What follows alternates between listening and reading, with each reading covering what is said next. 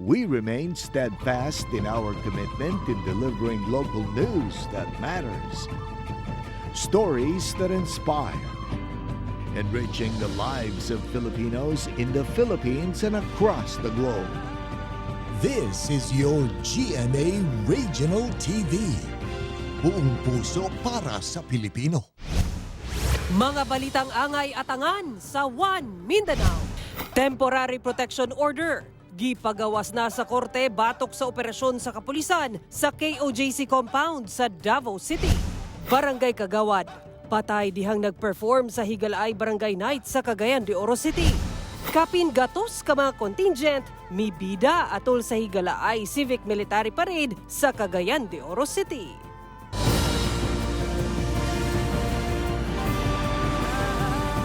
Ito ang GMA Regional TV, One Mindanao.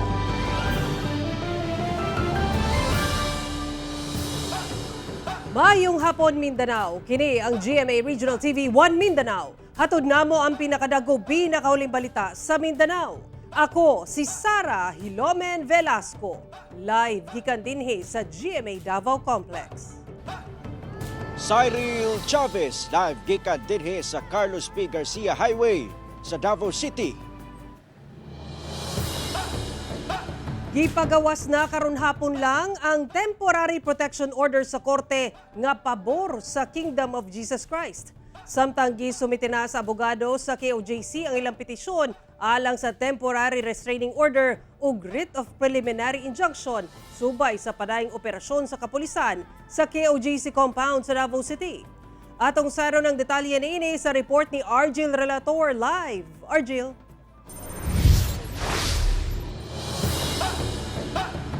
Sara na ninguha ang pamunuan sa KOJC nga unta mahatagan sila og temporary restraining order sulod sa tulo ka adlaw sa korte aron nga maundang namatod pa ang operasyon sa kapulisan sulod sa KOJC compound. Nanawagan sab sila kay Mayor Baste Duterte nga unta gamiton ang gahom niini isip usa ka local chief executive.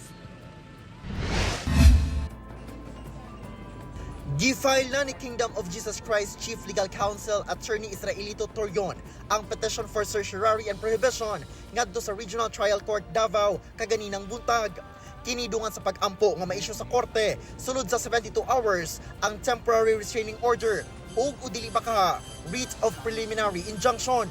Kini aron mo pull out na sa KOJC compound ang mga pulis. Kasi ang game plan talaga dito sa aming tingin, they will stay there forever because according to reports, naghihintay sila ng attachment order from the court. Nandun na sila. Una na nga mihangyo ang KOJC kang Davao City Mayor Baste Duterte nga ipatuman ang iyang gahom isip local chief executive. Amin po sanang nire-request po si Mayor Baste Duterte to invoke his power under Section 17 of the Local Government Code of the Philippines. The General Welfare Clause. Lakip ang pagpahigayon og Emergency Peace and Order Council meeting aron ipasabot sa PNP kanila ang operasyon sa KOJC compound. And if he finds, and if the Peace and Order Committee finds that this is irregular, illegal, to issue a resolution declaring the same as illegal and requiring the Philippine National Police to leave the premises of the KOJC compound. Sa opisyal nga pahayag ni Mayor Baste Duterte, girespeto niya ang pagpatuman sa warrant of arrest basta nasubay sa balaod. Apan wala na matud panatuman sa PNP ang saktong procedure ug migamit og sobrang puwersa. Buot man kanuniyang manghilabot, apan maminaw lang matud pa ang mga pulis sa PNP chief ug kay Pangulong Bongbong Marcos. Gilasab niya ang katungod sa mga miyembro sa KOJC nga magprotesta apan gihangyo nga himuon kini sa malinawong pamaagi. Pangutana niya sa PNP kung hangtod kanus aba sila magtiner sa KOJC property. Sumala sa PNP nga nalisdan sila sa pagpangita kang KOJC founder Pastor Apollo Kibuloy maong nadugay ang operasyon. Apan kumbensido sila nga naa kini sulod sa compound. Hindi lang po natin makita yung tamang entrance ng tao nila. So mahirap po talaga, pinaghandaan talaga kami. Samtang nagpaabot sa iyang simpatya si kanhi Pangulong Rodrigo Duterte sa mga miyembro sa KOJC nga mahimong biktima matud pa sa political harassment, persecution, violence ug pag-abusar sa gahom. Nanawagan siya sa ubang tarong nga empleyado sa gobyerno nga dili magpagamit og mahimong abusado sa pagpatuman sa giingong illegal orders. Dili sa matud pa pugna ni Vice President Sara Duterte ang pagpatuman og warrant of arrest nga nasubay sa balaod. Apan dili matud pa madawat ang paggamit og pwersa ngadto sa mga inosenteng tao og deboto sa KOJC. Gikondena niya ang matud pa pag-abuso sa police power nga gitawag niyang takeover sa KOJC compound. Dugang niya, dili pud bakaha tungod kay Duterte supporter ang akusado.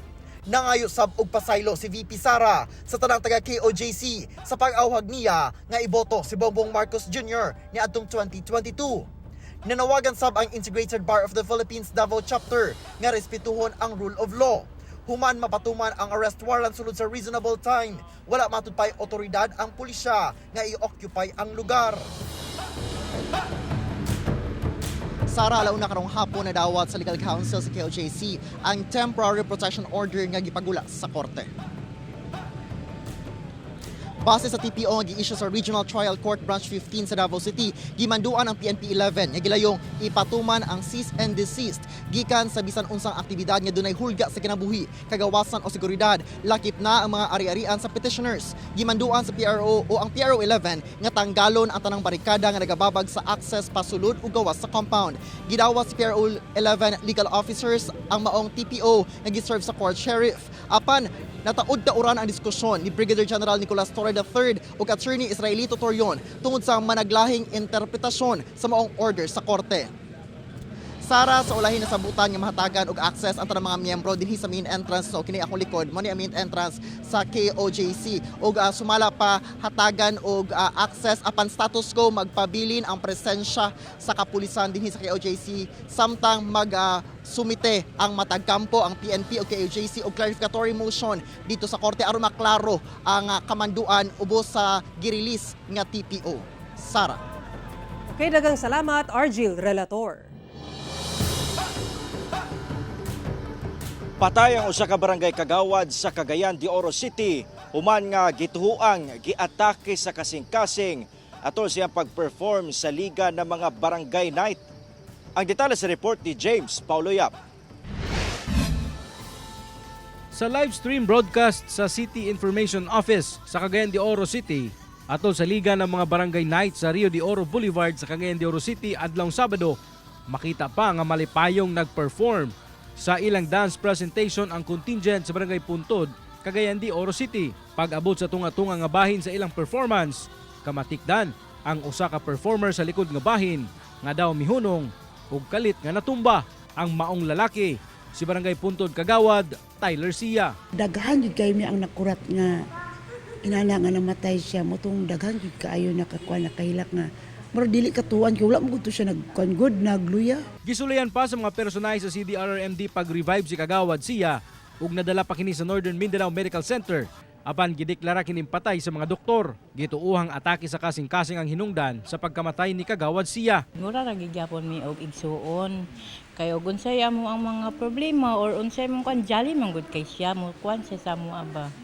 Kung unsa po yung mga problema, unsa yung mga kinanglanon sa kuan, maduulan po namo siya. Gikatakdang ipahiluna ang patayng lawas sa mga opisyal alauna sa hapon adlong Biyernes sa usa ka Chinese cemetery sa Upper Carmen. Kauban si Makoy Sempron sa kamera.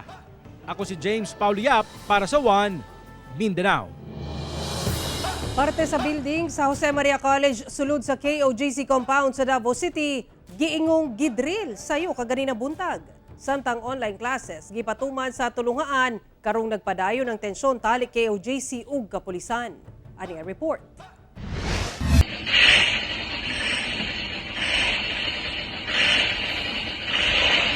Ingon ani ang namatan sa mga tawo sulod sa Kingdom of Jesus Christ, labi na sa mga anaa sa Jose Maria College Building pasado las 4 Martes sa kadlawon.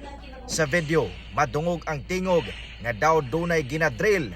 Apan wala na kini nakuhaan og video sa uploader tungod ginakumpiska kuno ang ilang mga cellphone. Ang pagdrill gikumpirma sa Chief Legal Counsel sa KOJC nga si Attorney Israelito Torion. Yes, confirmed yung pag-drill. Yun nga lang, ang narinig kasi namin, walang makapasok eh. Ang ibig sabihin niya, nagagana, di ba? Jackhammer yun. Oo. Ang problema lang, wala nga kami makapasok, walang witness po eh. Apan sumala ni Police Colonel Jean Fajardo, ang spokesperson sa PNP, sa pakikinabi sa GMA Regional TV 1 Mindanao, wala nila gikumpirma ang pagpahigayon nila og drilling sulod sa JMC. Sir, ang masasabi ko po na tuloy-tuloy po yung ginagawa pong inspection po at search po sa mga taong pinaghahanap po natin. But as to the operational details po, I'm not at liberty to reveal for now po. Reason po, we don't want to preempt po yung ongoing operations po nila doon sa area po. Tungod sab sa nagpadayong operasyon sa PNP, sulod sa KOJC compound, nagdesisyon ang pamunuan sa JMC nga himuong online ang klase. Sa gipagula nga advisory ni Dr. Felix Chavez Jr., ang presidente sa JMC, magsugod Agosto 27 hangtod 31 ang pagpatuman og online classes para nasab sa seguridad sa mga estudyante ug trabahante. Sigon sa Commission on Higher Education 11, ilan ang gimanduan ang JMC nga ipatuman ang ilang flexible learning continuity plan aron dili mabalda ang pagtuon sa ilang mga magtutungha. Sa isa ka eskwelahan, no, kapag na ay mga disruptions, no, sama nang nahitabo sa ila karon or any sort of disruption such as kanang mga earthquake or any natural disaster such as kanang mga bagyo such that ma-disrupt ang classes or learning. Since 2020, ang atong mga higher education institutions nagpatuman na sila, no, og ilahang mga learning continuity plan, no. Nakatakda sab nga magpulong ang CHED og JMC officials aron hisgutan ang mga posible panglakang alang sa pagtuon sa mga estudyante. Kauban si Jaybert Pairat sa kamera. Ako si Cyril Chavez para sa One Mindanao.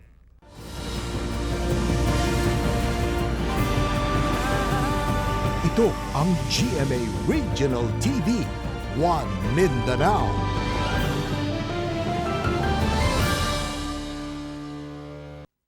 Pipila ka mga miyembro sa media sa Davao City ang nakadawat matud pa og pangpangharas gikan sa mga miyembro sa Kingdom of Jesus Christ.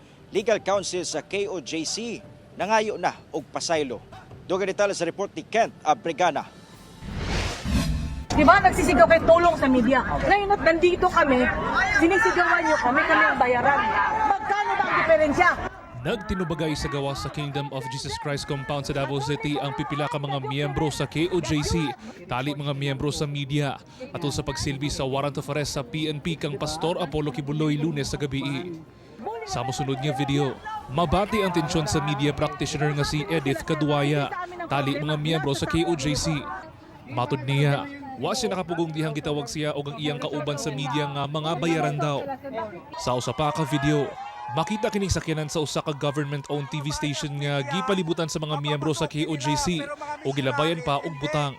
Doon na sa ubang media personnel ang samdan o gidala pa sa ospital human sa Itabo. Busa, gireklamo na nila kini sa kapulisan. This has to end. The harassment, intimidation, slander, that has to end. Kasi after all, we are from Davao, we are from Mindanao. Nagpa-blatter kami sa buhangin kagabi. And siyam kami, 8 kami na complainant doon. So yun yung nangyari. Sumala sa usa sa mga miyembro sa KOJC, nalain matod pa ang ilang buot tungod sa matod pa bias kapag balita. So sakit kay na sa mua, pero di gyapon ninyo na mabati kay sama sa gingon sa among kauban, ginabali man gud sa mga kaigsuonan po nato nga naa sa media. Who are you to say na bias kami? Na-internalize yung meaning ng bias eh. Kasi media kayo, meaning you are the medium of the kingdom. Sa pakikinabi sa GMA Regional TV 1 Mindanao kang attorney Israelito Torion, ang Chief Legal Counsel sa KOJC, nangayo kini og pasaylo sa mga media personnel. Sorry sa mga ginawa po ng ibang members po ng KOJC. Dala lang po yun ng bugso ng damdamin. Kasi akala kasi nila kung magtingin kasi sila sa ibang news outfit kasi yung angling din kasi ng news medyo iba talaga, no? Medyo bias din talaga sa tingin ko, ha. Gani, Misaad si Atty. Torion nga iyang istoryahon ang mga miyembro sa KOJC. I will do my own little efforts also to try to convince them to inform them na hindi rin tama yun. Apan gibutyag sa Police Regional Office 11 nga ilan nang ginaandam ang mga ebidensya kalabot sa matud pa pagpangharas. Dili lang sa mga personahe sa kapulisan. Kauban si Gary Balantay sa kamera. Ako si Kent Abrigana para sa One Mindanao. Kapin gatos ka mga contingent o mabulukon nga float ang gibida atol sa Higalaay Civic Military Parade nga kabahin gyapon sa kasaulugan sa Higalaay Festival sa Cagayan de Oro City o sa kapistahan ni Senior San Agustin. Ano ang report ni James Paulo Yap?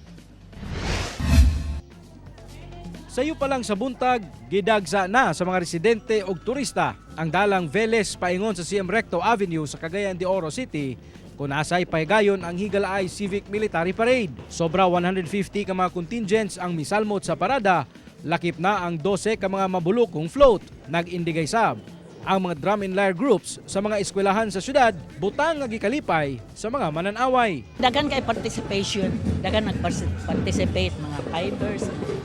Sa una wala man. Sadya. Termin ako magtanaw niya. Samtang 11 ka mga barangay contingent ang misalmot sa Higalaay Street Dancing and Tableau Contest nga gipahigayon sab sa dalang Fernandez Veles paingon sa Misamis Oriental Sports Complex. Nahimong mananaog sa mga indigay ang Barangay Carmen nga nakadawat og cash prize nga 400,000 pesos. Gisundan sa Barangay Gusa nga adunay premyo nga 300,000 pesos ug Barangay Baikingon nga mag-uli sab og 200,000 pesos. Mga katawhan nga makanunayong gipakita ninyo ang usa kakagayanong panaghiusa o pagtinabangay nga malipayon, malinawon nga kapistahan. Kauban si Makoy Sempron sa kamera. Ako si James Pauliap para sa One Mindanao. Napuno sa tensyon ang prayer rally sa gawa sa KOJC compound sa Davao City Domingo sa gabi. Usa ka adlaw human gisilbi sa kapulisan ang alias arrest warrant batok ang KOJC founder Pastor Apollo Kibuloy. Gani nagtinubagay ang mga miyembro sa KOJC ug kapulisan. Ang mga panghitabo atong sayron sa report ni Argil Relator. Gipaatras sa mga miyembro sa KOJC ang mga police mobile nga naa sa Carlos P. Garcia Highway gikan sa tubangan sa KOJC compound sa Davao City. Usa ka adlaw human ang pagsilbi sa warrant batok ang Pastor Apollo Kibuloy. Alas 6:30 Domingo sa gabi, gipahigayon sa KOJC ang ilang prayer rally.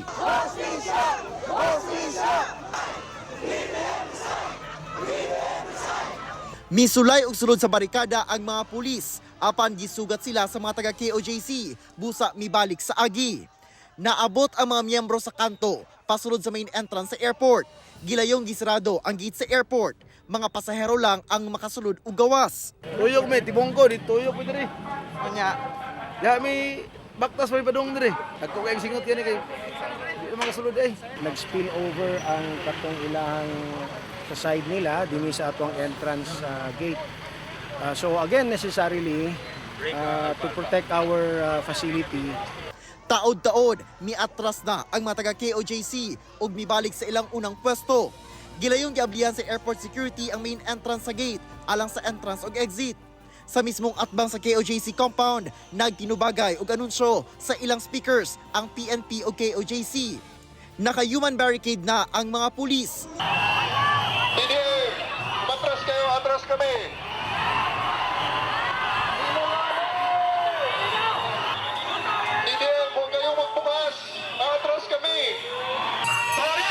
Pinaghirapan namin ang KOJC. Kukunin mo lang.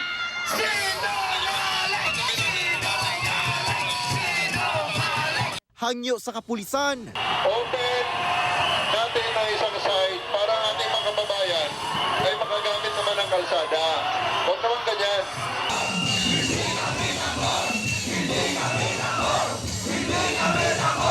Gitapukan sa mga miyembro ang spokesperson sa PRO 11 ug gihang moabante, gipugngan o gipaatras hangtod sa makagawas ang mga pulis sa barikada. Nagkainitan dihang gipugnan sa mga pulis nga makaagi ang mga miyembro ubos sa overpass. Doon na misaka sa gate ug pader. Taod-taod pa, dunay puti nga aso. Samtang dunay nagkalayong mga ligid sa tunga sa highway. Usa ka lalaki sab ang gisakay sa police patrol car, human nakuyapan. Nahold sab sa mga pulis kining driver sa truck nga dunay kargang mga ligid. Gisulod siya sa patrol car. Matud pa si PRO 11, unom ka pulis ang samdan. Yes, it was covered with a permit, no? I would say that it is legal simply because it is within the vicinity of the KOJC compound. And how can we conduct it inside when the policemen are there? Sumala sa PNP. Legal orders po to. It's coming from our court na non-billable offenses. Kaya po nandito na po kami just to implement.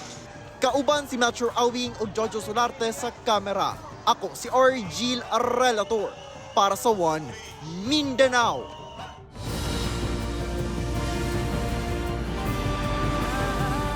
Ito ang GMA Regional TV, One Mindanao.